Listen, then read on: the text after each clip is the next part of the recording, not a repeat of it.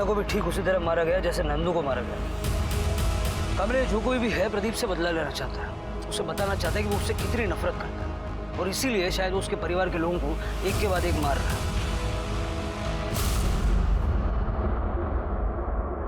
कमले, मैंने देखा है कि विराज भी प्रदीप के परिवार से काफी नफरत करता है।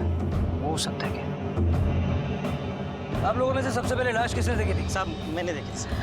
तुम्हारा खेत है ये? नहीं साहब, प्रदीप बाबू।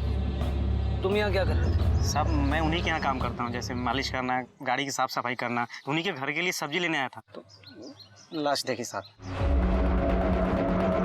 प्रदीप जी, ये जो कोई भी है इसकी आपसे आपसी रंजिश है, इसीलिए शायद उसने नंदू और रत्ना को दोनों को इस तरह से पुतला बना के खड़ा किया और मुंह पे मट्टी पोत दी। मुझे लगता है कि मामला खेत से जुड़ा हुआ है। आप जरा याद करने की कोशिश कीजिए, आपकी जमीन को लेकर कभी किसी से कोई रंजिश रही है?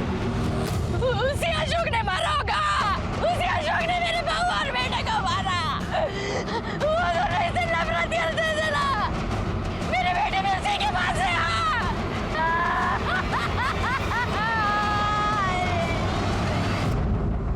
क्या रे, तो आधा घंटा बोल के निकल गया था, अभी 2 घंटे हो गए, किधर गया था? अरे एक काम निकला था यार। काम निकला था? हाँ काम था।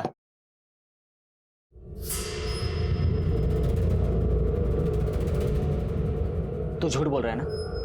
मेरे से कुछ तो छुपा रहा है। मित्र मानतोस ना मला? बोल। यार राकेश, मुझसे बहुत बड़ी गलती हो गई यार। गलती? कौन सी गलती? एक के बाद एक होती हत्याओं ने पुलिस की रातों की नींद उड़ा दी। इन्वेस्टिगेशन भी तमाम उम्मीदें जगाते हुए घूमकर शून्य पर आकर रुक जाती। नंदू और रत्ना की लाश को देखकर विराज का थूकना उसे पुलिस की नजरों में ले आया। और संतोष ने आखिर ऐसा क्या किया था जिसकी वजह से वो इतना घबराया हुआ था? क्या ये पूरा षड्यंत्र अशोक ने रचा था या फिर नागेश ने अपना पुराना बदला लिया था? सर, अशोक ने जिस दुकान पे शॉपिंग की थी ये उसका डुप्लीकेट बिल है। सर, उसने दूल्हा और दुल्हन का जोड़ा खरीदा था, लेकिन सर एक अजीब बात है, उसने 2 नहीं बल्कि 3 लोगों की बुकिंग कराई थी।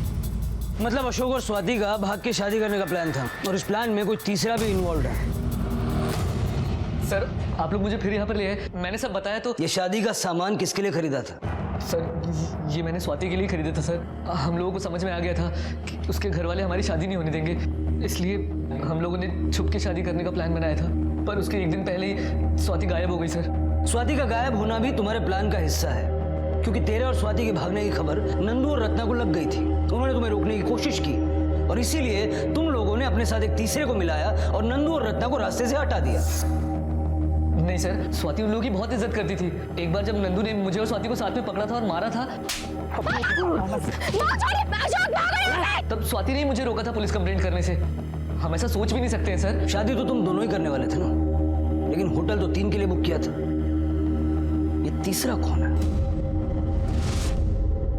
सब अशोक मेरा ही बेटा है। सब मैंने ही अपनी वकील को बोल के उनकी शादी के लिए 1 महीना पहले ही अर्जी दी थी कोर्ट में, और उनके साथ होटल में भी मैं ही रहने वाला था। सब अगर ये शादी आप ही करवा रहे थे तो ऐसे चुपचाप करवाने की क्या जरूरत थी? बिरादरी के सामने, समाज के सामने धूमधाम से मनाने की क्यों नहीं सोची? साहब मैं एक मामूली आदमी हूँ और स्वाति के बाप और उसका बड़ा भाई बहुत पैसे वाले आदमी। कहीं शादी में वो बवाल ना खड़ा कर दे, इसलिए मैं चुप करके शादी कर रहा था। कामले, बाप बेटे की बातों पे भरोसा नहीं किया जा सकता। फिलहाल इनको छोड़ दो और जरा पता लगाओ कि अशोक और स्वाति की शादी में कोर्ट में गवाही कौन कौन देने वाला था। Okay sir. सर, रत्ना की पीएम रिपोर्ट। रत्ना की पीएम रिपोर्ट के हिसाब से रत्ना की हत्या भी सिमिलर हथियार और सिमिलर पैटर्न से हुई, ठीक वैसे जैसे नंदू को मारा गया। कामले, मुझे लगता है कि कातिल ने शायद इसलिए नंदू और रत्ना के मुंह पे मिट्टी लगा के उनको खेत में बिजुगा बना के खड़ा किया ताकि हमारे शक की सुई उसके कर्जदार और किसान मजदूरों की तरफ घूम जाए। या फिर ये भी हो सकता है कि उसका प्रदीप के खेत, गांव की मिट्टी और बिजुगा से कोई गहरा संबंध हो। लेकिन कौन हो सकता है ये? विराज, जब नंदू और रत्ना की बॉडी मिली तब जिस नफरत से वो देख रहा था और जिस तरह से उसने जमीन पे थूका था। हो सकता है सर। सर, विराज और नंदू ये दोनों अक्सर साथ रहा करते थे। सर, विराज के रहते नंदू गायब हो जाता और उसे पता भी नहीं चलता। सर, ऐसा कैसे हो सकता है? और सर, इन्वेस्टिगेशन से सामने आया है कि नंदू और रत्ना विराज को टॉर्चर किया करते थे। सर, कहीं विराज नहीं तो? सर, मुझे लगता है कि हमें इस विराज को उठा लेना चाहिए। नहीं कमला, विराज को उठाने से पहले शंकर को उठाओ। शंकर से हम विराज की सारी हिस्ट्री निकालेंगे ओके सर। नागेश मोहिते के बारे में कुछ पता चला? सर गांव वालों से उसके बारे में पूछताछ की है। उनका कहना है कि उसका कोई एक ठिकाना नहीं है। खबरियों को अलर्ट कर दो, उनसे कहो कि नागेश जैसे ही गांव में दिखाई दे सबसे पहले हमें पता चलना चाहिए। तब तक मैं देखता हूँ कि इस विराज की नफरत किस हद तक जा सकती है।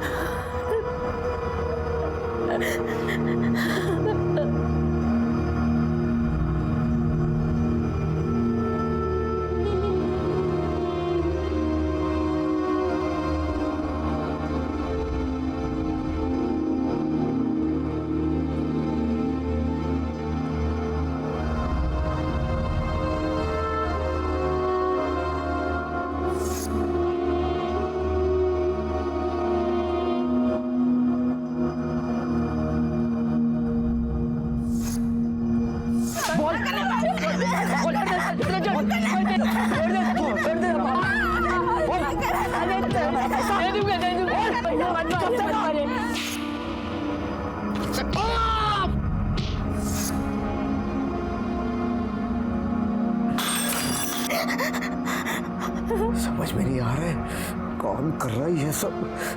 लगता है पूरा गांव हमारे खिलाफ गया है।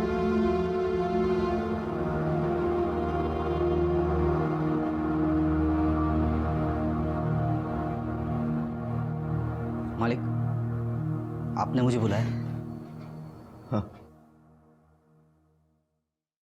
ये रख, ये तुम्हारा आज तक का हिसाब है। कल से नौकरी पे आने की जरूरत नहीं, जाओ। नहीं, मुझे नौकरी से मत निकालो, मैं भूखा मर जाऊंगा। मुझे मत निकालो मालिक। जाओ जाओ जाओ जाओ यहाँ से, निकल जाओ मालिक। जाओ जाओ।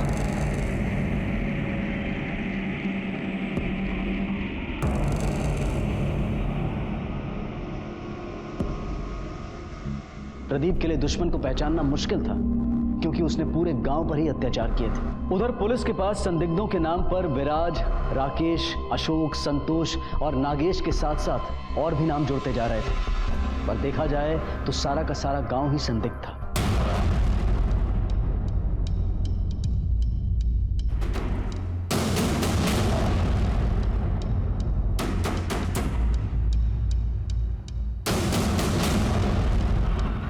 साहब सच क्या है क्या मालूम, लेकिन लोग तो यही कहते हैं कि प्रदीप ने नागेश को दोस्ती में दगा दी है।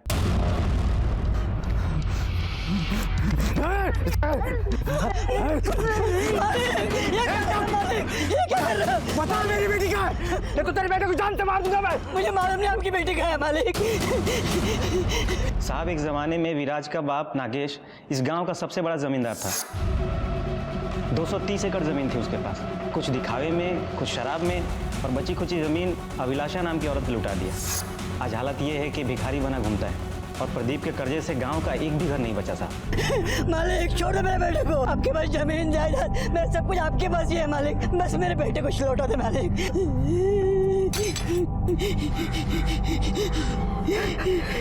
मेरी बेटी मुझे लौटा दो, मेरी बेटी को ला दो। तेरी जमीन वापस करता हूँ, तेरा कर्जा माफ करता हूँ, लेकिन मेरी बेटी को मेरे ला दो। आज शपथ मालिक, मला माहिती नाही आपकी बेटी का है। स्वाति का है? मेरी बेटी का है बता रहा। तेरे बैल वापस करता हूँ मैं। मेरी बेटी मुझे ला दे। मुझे नहीं मालूम मालिक, मुझे नहीं मालूम। बता रहा मेरी स्वाति का है? मेरी बेटी क्या, बता दो मेरी बेटी ला दो। साहब इसीलिए विराज अंदर ही अंदर उबलता रहता है। प्रदीप के यहाँ नौकरी करना तो उसकी एक मजबूरी है, नहीं तो हम जैसे गरीबों के साथ उसकी बहुत हमदर्दी है साहब। साहब विराज नंदू पे बहुत गुस्सा था, नफरत करता था उससे। क्यों? क्योंकि सर विराज के बच्चे के एडमिशन के लिए उसको 40,000 रुपये की जरूरत थी, जो नंदू ने आखिरी तक नहीं दिया। नंदू और रत्ना ने मिल के उस बेचारे को घुमाते रहते साहब।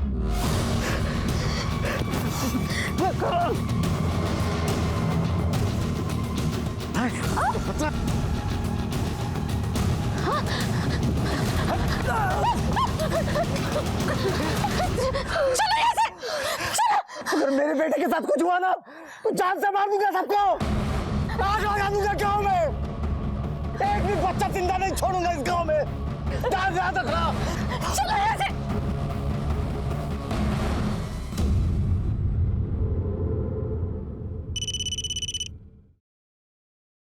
हेलो, ठीक है हम लोग पहुंच रहे हैं। सर, गांव के लोग प्रदीप की जान लेने पे उतारू हैं। क्या?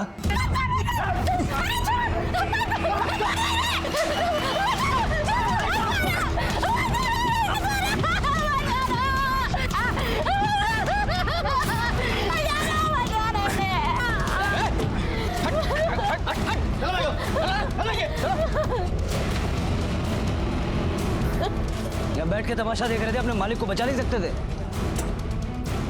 मालिक नहीं है मेरा, काम पर से निकाल दिया। साहब अगर ये आज बीच में आता ना, हम इसे भी नहीं छोड़ते। प्रदीप साहब हत्यारा है, इसने मेरे बच्चे की जान ली है साहब। वो देखिए साहब।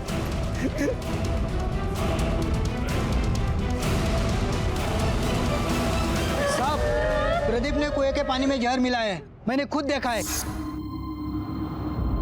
ये तो प्रदीप है, ये यहाँ क्या कर रहा है?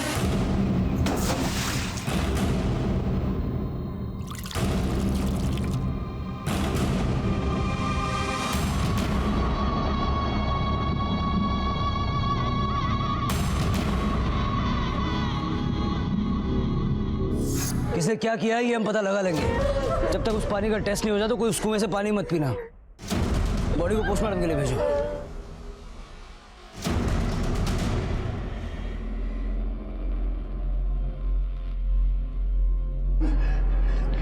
बताइए, कुएं के पानी में जहर मिलाया था आपने? साहब, इन्होंने कुछ नहीं किया। मेरी बात का यकीन कीजिए, अपने बेटे और बहू को खोने की वजह से ये बहुत टूट गए हैं अंदर से। अपनी बेटी स्वाति के लिए बहुत परेशान है ये। बताइए, कुएं के पानी में जहर क्यों मिलाया आपने? ये झूठ है, मैंने नहीं जहर मिलाया। मैं तो अपनी बेटी को ढूंढ रहा था, न जाने वो कहाँ है। वो जिंदा भी है या उसे भी मार दिया है। अच्छा होगा अगर कुछ दिन आप घर से बाहर ना निकलें।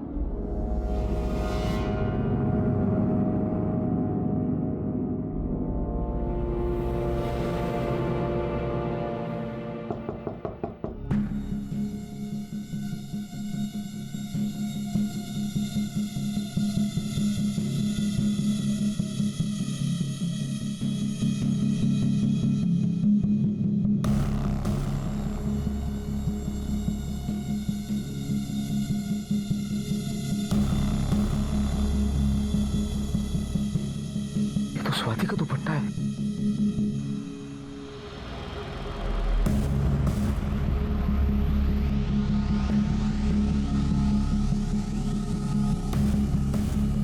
कौन है?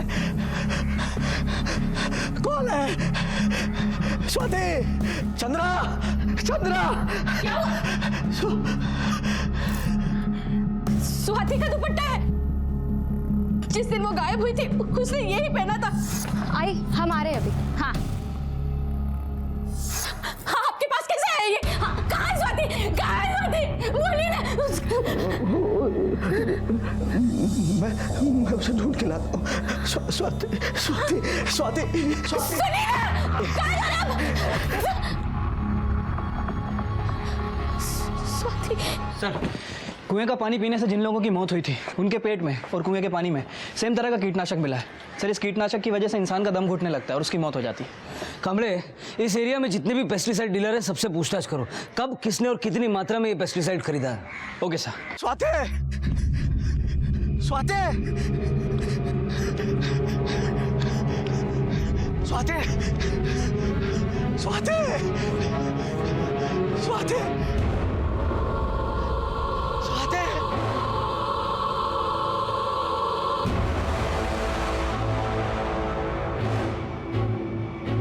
तूने उठाया मेरे बच्चों को,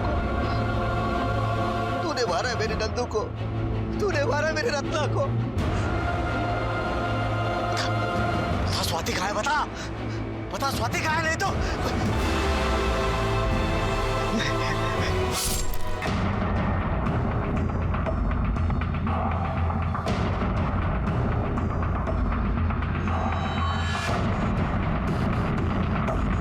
जाओ, हटो, हटिए आप लोग, हटिए, चलिए पीछे, पीछे चलिए।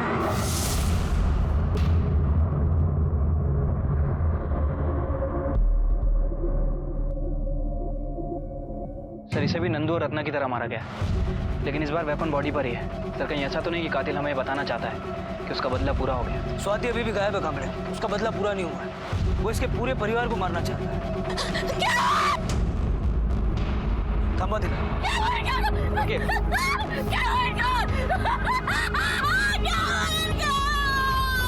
देखिए आप शांत रहिए। आप मुझे ये बताइए ये यहाँ पर पहुंचे कैसे? कोई फोन आया था? मुझे नहीं पता ये यहाँ कैसे पहुंचे। जब मैंने देखा तब इनके हाथ में स्वाति का दुपट्टा था और दाढ़ की कलियां थी। मुझे बोल कर निकले थे मैं स्वाति को ढूंढने जा रहा हूँ। कमले, ये जो कोई भी है बहुत शातिर है। इसने प्रदीप को यहाँ बुलाने के लिए स्वाति का दुपट्टा यूज किया ताकि हम उसको ट्रेस ना कर पाए। सर ऐसा भी हो सकता है कि कातिल ने कीटनाशक मिलाया कुएं में, ताकि गांव के लोग प्रदीप पे शक करें और फिर इसे मार दें। जल्द से जल्द उस पेस्टिसाइड के डीलर को ढूंढ निकाल और बॉडी को पोस्टमार्टम के लिए भेजो।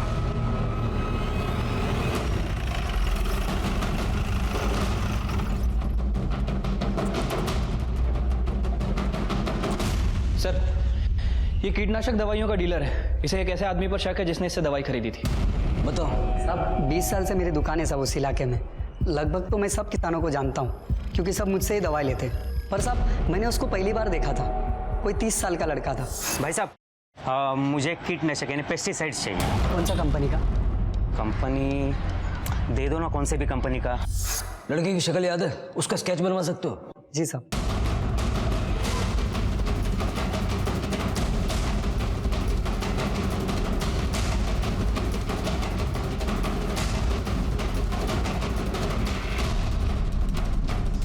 सर ये रहा उस लड़के का स्केच।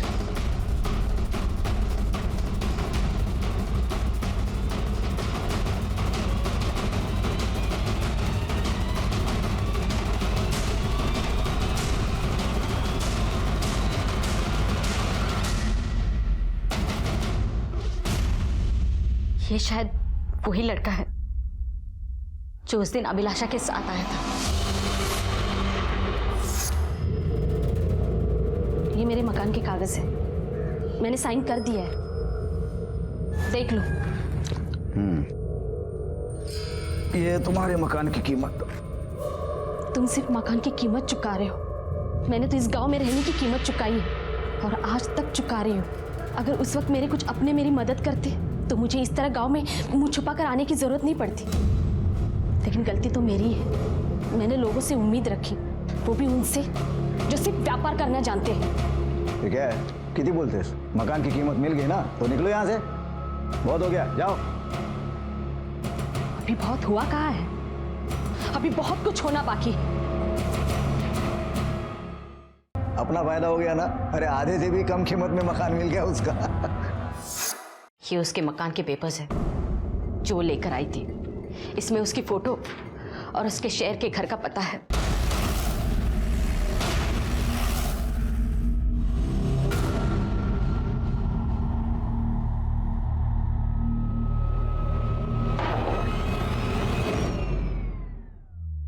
अभिलाषा जी कहिए। तुम्हें हमारे साथ पुलिस स्टेशन चलना होगा। क्यों? मैंने ऐसा क्या किया है? तुमने क्या किया है तुम्हें पता चल जाएगा।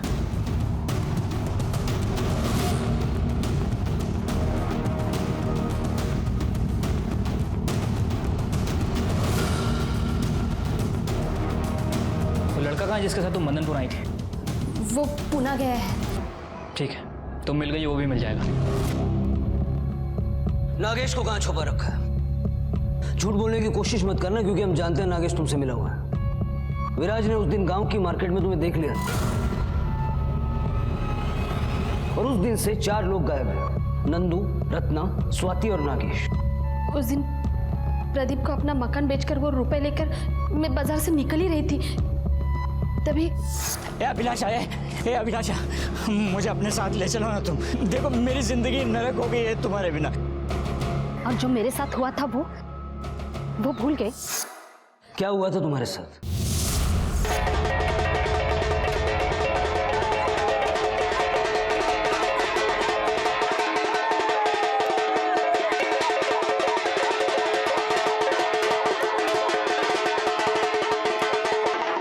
माफ कर मुझे, माफ कर दो। लेके जाओ। उस दिन नागेश को देखकर मुझे मेरा अपमान याद आ गया था, लेकिन नागेश ने मेरा पीछा नहीं छोड़ा। मैंने उसे कहा, मैं तुम्हारे परिवार से अपनी बेइज्जती का बदला लेना चाहती हूँ। अगर तुम मेरे साथ चलते हो तो उस मकान के कागज लेकर आना जिसमें तुम्हारी बीवी और बेटा रहता है। उसके बाद ना नागेश मुझे मिला, ना उसका कोई फोन आया। गांव वालों ने जो तुम्हारे साथ किया उसकी शिकायत तुमने पुलिस में क्यों नहीं की? सर, रिपोर्ट लिखवा के क्या मेरा सम्मान मुझे वापस मिलता? तो इस तरह से तुम अपना अपमान भूली नहीं थी, और जब गांव वापस आई तो सब याद आ गया, और गांव वालों से बदला लेने के लिए तुमने कुएं के पानी में पेस्टिसाइड मिला दिया। सर, इसके साथ जो लड़का है मनीष, वो हमारे गिरफ्त में है।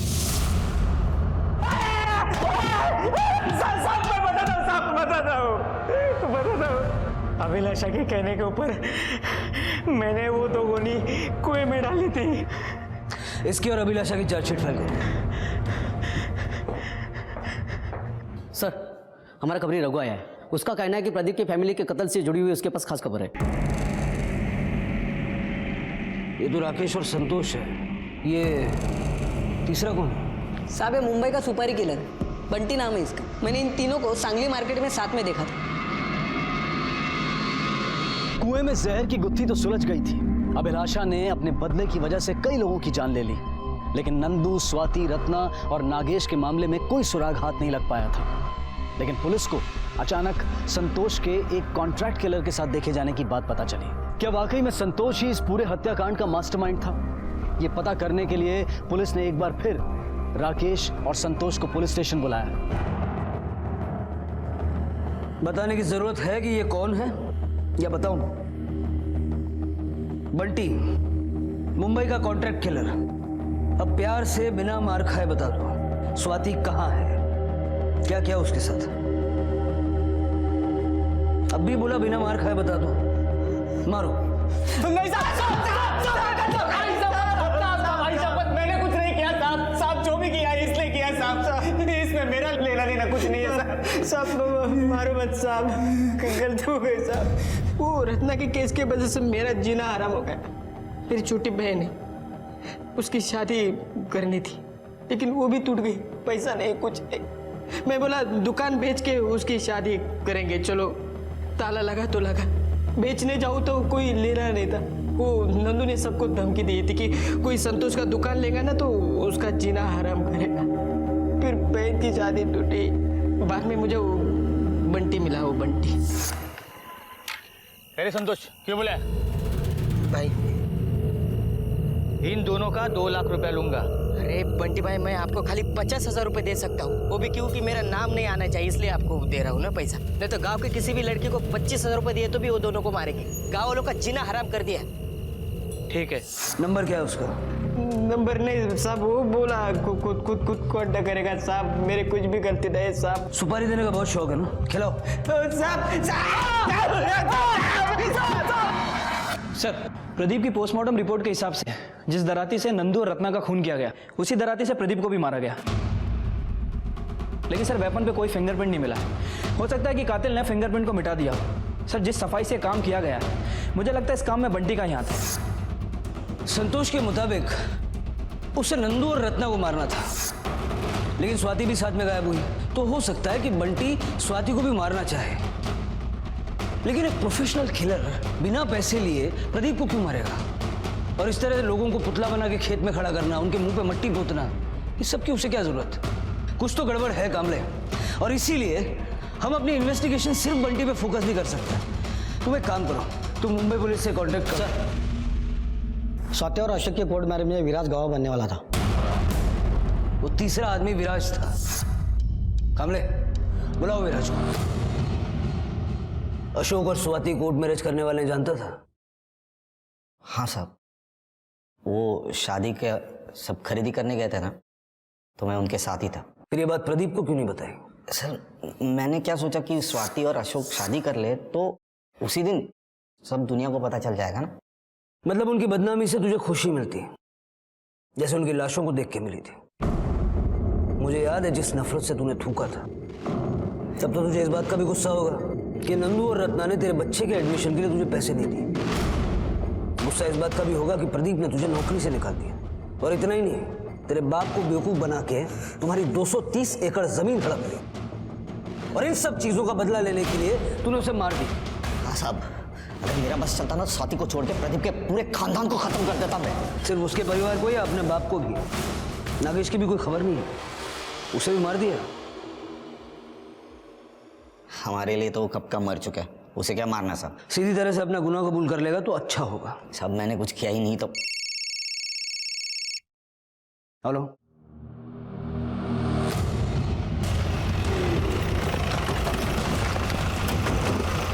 साहब इस तरफ, यही रुको।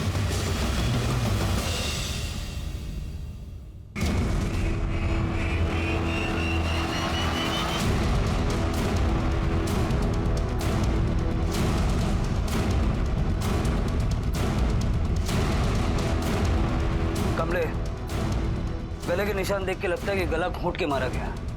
बॉडी पे कहीं कोई चोट के निशान नहीं है और कपड़े देख के भी नहीं लगता कि कोई जोर जबरदस्ती हुई है। सगड़ी का नजर चेक करो। हो सर। कमले, ये खून के निशान देखे, लगता है शायद नंदू और रत्ना को भी यही लाकर मारा गया होगा। सर ये 3 मोबाइल मिले। ऑन करो। हाँ सर, ये तो नंदू का मोबाइल है और ये रत्ना का। इसका मतलब हुआ स्वाति के साथ साथ नंदू और रत्ना को भी यहीं लाके मारा गया। लाश को सबसे पहले किसने देखा? साहब इन लोगों ने। हाँ साहब, हम जानवरों के लिए घास काटने के लिए आए थे। धूप बहुत तेज थी, सोचा आराम कर लूँ थोड़ा। देखा वहाँ लाश पड़ी थी। शंकर जा रहे थे, उनको मैंने बताया। बोला। सर, बंटी के बारे में मुंबई पुलिस से कुछ इन्फॉर्मेशन मिली है। सर मुंबई पुलिस के मुताबिक 13 अक्टूबर की रात को उन्होंने बंटी को एनकाउंटर में मार गिराया, जबकि ये नंदू, रत्ना और प्रदीप का मर्डर 13 तारीख के बाद हुआ है। मतलब इन हत्या में बंटी का कोई हाथ नहीं है। कमले, मुझे लगता है कि किलर कोई ऐसा है जो प्रदीप के परिवार के बारे में हर छोटी से बड़ी बात जानता है। और अगर मैं इस एंगल पे सोचता हूँ तो सबसे पहला नाम मेरे दिमाग में आता है अशोक, दूसरा विराज, विराज का बाप नागेश, जो कि प्रदीप का दोस्त भी रह चुका है। हो सकता है कि विराज और उसके बाप ने मिलकर इस काम को अंजाम दिया हो। और विराज और उसकी मां ने नागेश के गायब होने की झूठी खबर फैलाई हो। एक काम करो, अशोक को छोड़ दो और उससे कहो कि पुलिस स्टेशन लाके रोज हाजिरी लगाए और इन सब पे नजर रखो। अगर इन्हीं में से कोई है तो डेफिनेटली हमें कोई ना कोई क्लू तो मिलेगा। और चंद्रा के घर के बाहर अपना एक आदमी सिविल कपड़ों में लगा दो, कातिल उसे भी नुकसान पहुंचाने की कोशिश कर सकता है। Okay sir. पुलिस ने सबको खुला छोड़ दिया और सब पर नजर रखना शुरू किया ताकि कोई एक गलती करे और पुलिस उसे दबोच ले।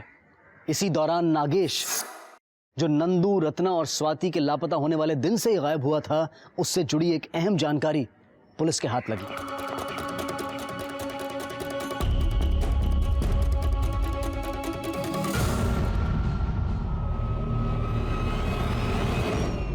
विराज अपने बाप से इतनी नफरत करता है कि उसे जीते जी मरा हुआ मानता है।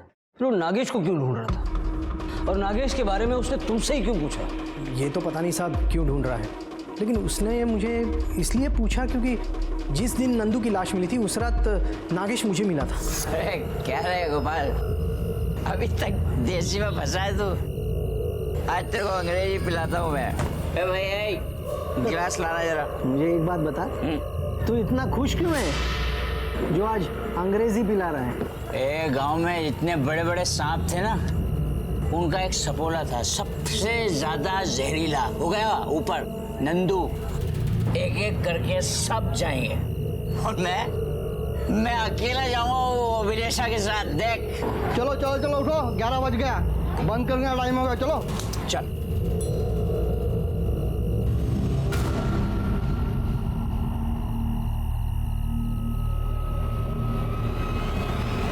उसके बाद हम बातें करते टहलते नागेश के घर तक चले गए। चल तू अब सो जा, मैं निकलता हूँ। अरे आज नींद किधर आने वाली है रे, एक बहुत जरूरी काम है वो करना है। तू जा तू जा। उसने बताया कौन सा काम निपटाना चाह रहा था? मतलब उस दराती के बारे में या अभिलाषा के बारे में या प्रदीप और उसकी फैमिली के बारे में? नहीं साहब। ठीक है, जाओ। कमले, अगर इस गोपाल की बात को सच माने तो 11 बजे तक नागेश अपने घर गया, जबकि सुनीता ने हमसे कहा कि वो 9 बजे के बाद आया ही नहीं। रात को 9 बजे के आसपास देखा था, उसके बाद से कहाँ है मालूम नहीं। अगर ये गोपाल सच बोल रहा है तो फिर सुनीता हमसे झूठ क्यों बोल रही? सर हो सकता है कि नागेश को सुनीता और योगेश ने बाद में देखा ही ना हो। और वैसे भी उन दोनों को उसकी कुछ ज़्यादा पड़ी नहीं है। सर ये स्वाति की पीएम रिपोर्ट। सर रिपोर्ट के हिसाब से स्वाति की मौत गला घुटने की वजह से हुई है और कोई भी सेक्सुअल असॉल्ट भी नहीं हुआ है। मतलब कातिल प्रदीप रत्ना और नंदू से जितनी नफरत करता था उतनी स्वाति से नहीं करता। ये विराज हो सकता है क्योंकि वो शादी में भी इन्वॉल्व था। सर कहीं ये काम ये दोनों बाप बेटे मिलकर तो नहीं कर रहे? चलो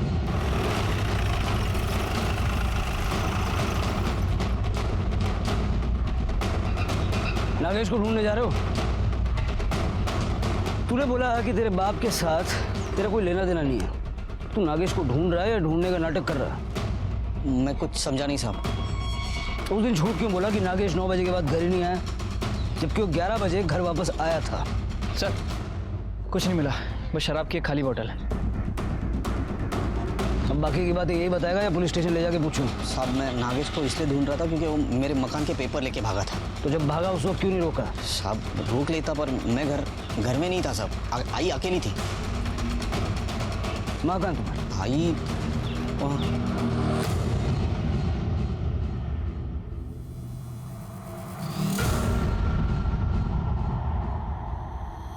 ये नागेश जब घर के पेपर लेके भागा तो आपने रोका क्यों नहीं? वो साहब मैं घर में अकेली थी और कुछ काम कर रही थी। जब तक मैं देखती वो भाग गए और मैं घर के अंदर गई तो अलमारी खुली हुई थी। उस दिन भी मैं जब आया तो आपके हाथ मिट्टी से सने हुए थे और आज भी ये घर के पिछवाड़े में इस तरह से लीपने का कार्यक्रम चल रहा है। क्या कोई खजाना वगैरह दबा के रखा है क्या? नहीं साहब ऐसी कोई बात नहीं है। सर जगह देखकर तो ऐसा लग रहा है कि इसे खोद कर अभी भरा गया। शिंदे सर खोदो यहाँ पे। नहीं साहब यहाँ कुछ नहीं है। ऐसे चुपचाप खड़े रहो इधर।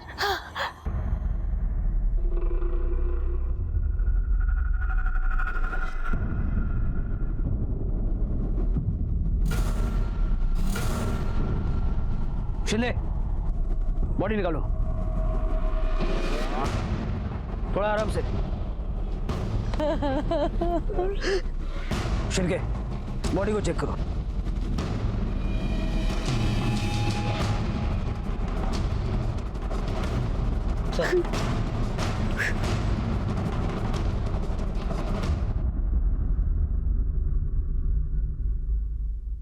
आई ये तूने क्या किया?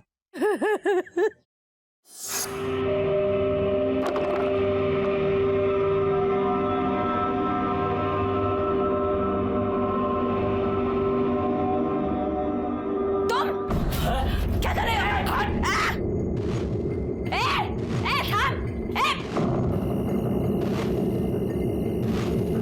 अरे थामा!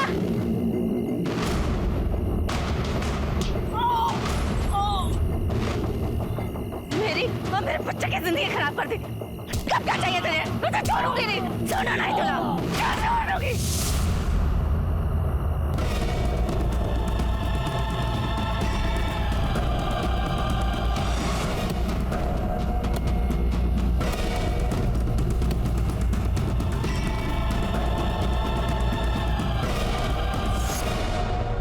और उसके बाद जब विराज घर आया तो आई क्या गई तू जागी? ये क्या हुआ सब? हाँ तेरा बाबा नागेश बहू के गहने लेके भाग रहा था तो गहने का?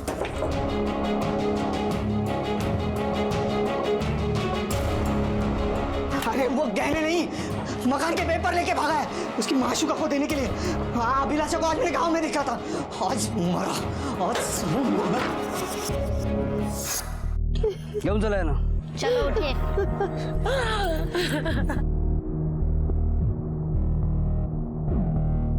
नागेश की गुमशुदगी का मामला तो खुल गया, लेकिन प्रदीप, नंदू, रत्ना और स्वाति के कत्ल का सच अभी तक रहस्य बना हुआ था। पुलिस ने न सिर्फ संदिग्धों की बल्कि उनके करीबी लोगों की भी जांच पड़ताल शुरू की और इसी दौरान प्रदीप की हत्या के बाद अखबार में छपी एक खबर ने पुलिस का ध्यान अपनी ओर आकर्षित किया। सर आज के अखबार में प्रदीप से रिलेटेड एक इन्फॉर्मेशन छपी है। सर आज से 20 साल पहले इसी गांव में किसानों और मजदूरों के ऊपर नरसंहार हुआ था। सर उसका प्राइम सस्पेक्ट प्रदीप था, लेकिन उसके खिलाफ कोई सबूत नहीं मिला और उसे छोड़ दिया गया। सर इस नरसंहार में लगभग सभी लोगों की मौत हो गई थी, लेकिन एक 2 साल का बच्चा बच गया था। कामले, पता करो ये बच्चा कौन था और अब कहाँ है। पाटिल साहब, आप इस गांव के सरपंच हैं, पिछले 3 पीढ़ियों से यहीं पे। 20 साल पहले इस गांव में एक नरसंहार हुआ था। किसने किया था, क्यों किया था, कुछ पता है उसके बारे में? गरीब किसान थे साहब, उनकी जमीन प्रदीप ने जबरदस्ती हड़प ली थी।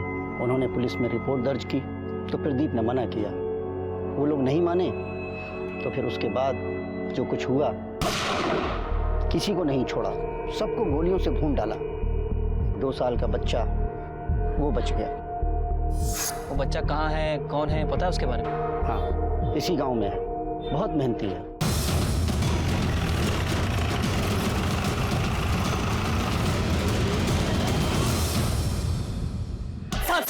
साहब इन्हें मत मारिए साहब। मैं सब बताता हूँ, मैं सब बताता हूँ। जिस दिन नंदू आरती से बलात्कार के केस में छूटकर बाहर निकला, उसी दिन हमें पता चल चुका था कि इन सब से कुछ नहीं होने वाला। इस गांव की मिट्टी को हमें ही साफ करना पड़ेगा। पूरा गांव उनके अत्याचारों से परेशान था साहब, पर कोई हिम्मत ही नहीं करता था साहब, सब डरते थे। तब हम तीनों ने फैसला किया कि प्रदीप के परिवार को उसके किए की सजा जरूर मिलनी चाहिए। और उस दिन जब नंदू खेत से बाहर निकला,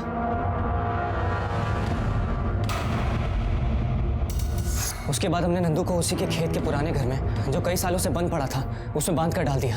और उसे जब होश आया तो जितना बोला है उतना ही बोलना, समझा?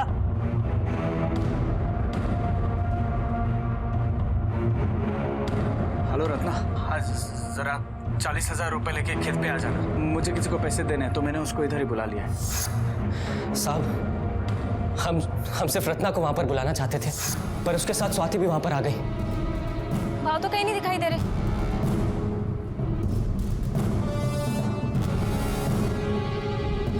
सबसे पहले हमने नंदू को मारा, उसके बाद रत्ना को। सब उसके बाद मैंने स्वाति के दुपट्टे में धान बांधकर उसे प्रदीप के घर के बाहर फेंक दिया। मुझे पता था कि प्रदीप उस दुपट्टे को देखकर खेत में जरूर आएगा। वो आया भी।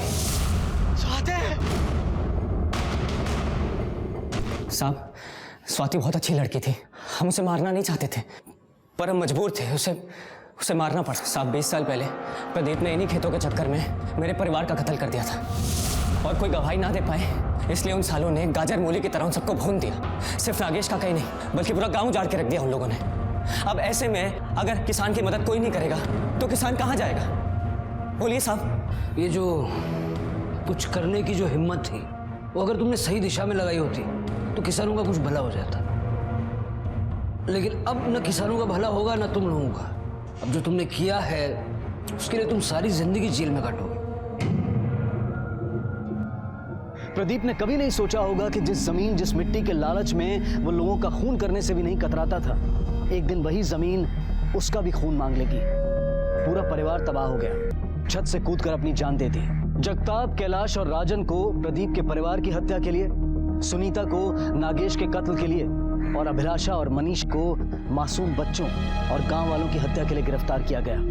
ये सभी इस वक्त न्यायिक हिरासत में हैं। काश के इंसान जिस गति से तरक्की और समृद्धि की ओर भाग रहा है, अगर उसका 10वां हिस्सा भी इंसानियत की ओर चले तो वो एक दूसरे का सहारा बन सकता है। इसी विचार के साथ अब मैं अनूप सोनी आपसे विदा लेता हूँ। फिर मुलाकात होगी अगले एपिसोड में एक और चौंका देने वाले केस के साथ। तब तक अपना और अपने परिवार का ख्याल रखें और देखते रहें क्राइम पेट्रोल डायल 100। सबक एक को सीख हम सबको। जय हिंद।